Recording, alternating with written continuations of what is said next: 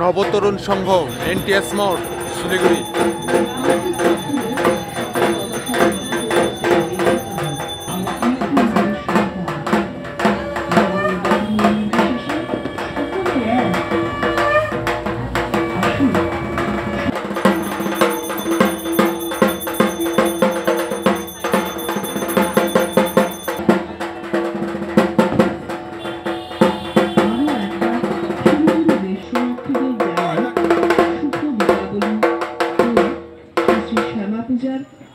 আন্তরিক প্রীতি শুভেচ্ছা ও উষ্ণ অভিনন্দন।